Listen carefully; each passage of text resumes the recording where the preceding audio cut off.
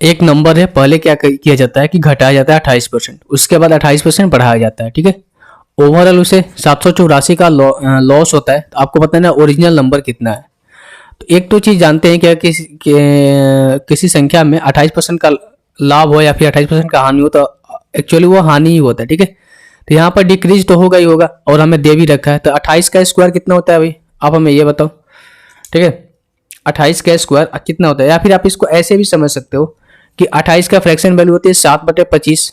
एक तो होता है कि लॉस बराबर क्या होगा कि बी स्क्वायर अपन में ए, लॉस परसेंट इक्वल्स टू होता है ये, ठीक है। और इसकी वैल्यू कितनी दे रखी है 784, तो यहाँ से भी आप निकाल सकते हो। दूसरा तरीका ये है यहाँ से कि ये देखिए 28% की वैल्यू हो जाएगी 7/25, यानी कि मान लो ओरिजिनल नंबर 25 था, तो 7 बढ़ गया, कितना हो गया 32 हो गया।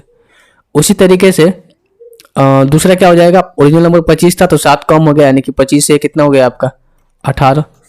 तो हो जाएगा, इसका मल्टीप्लीकेशन करेंगे 625, और ये हो जाएगा कितना आपका 18 दूनी 36, और 18 तेरह 54, और 3 57 576। यानी कि जो नंबर आपका था कितना 625 था, लेकिन हो गया कितना 576 घट गया। कितना घट गया आपका 9 हो गया, एक हो गया 4। 49 की वैल्यू कितनी है 784, तो हो जाएगा कितना आपका 1, और ये कितना हो जाएगा आपका 9×54 यानी कि 6। तो हो जाएगा कितना आपका 16। तो एक की वैल्यू 16 आ गई, हमें पूछा गया ओरिजिनल नंबर। तो ओरिजिनल नंबर कितना हो जाएगा 625 को तोड़ दो 25 × 25, और ये 16 से मल्टीप्लाई कर दो, तो हो जाएगा कितना हो जाएगा आपका 25, 16 5 80, और 16 दूनी का 32 8 40, यानी कि 400, और 25 × 4 कितना हो जाएगा 10,000। तो जो ओरिजिनल नंबर आपका कितना आ जाएगा भाई 10,000 नंबर आ जाएगा।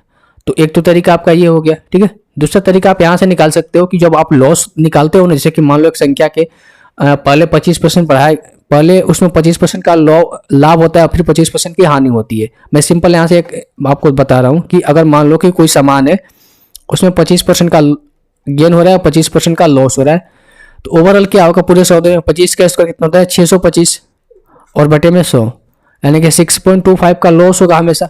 इस परसेंट की वैल्यू आप यहाँ से कैलकुलेट कर सकते हो कि इतना परसेंट की वैल्यू अगर ये है तो 1% की वैल्यू ये हो जाएगी, तो हमें 100% की वैल्यू यहाँ से निकालनी होगी। तो यहाँ से भी कर सकते थे, ठीक है, इस तरीके से भी।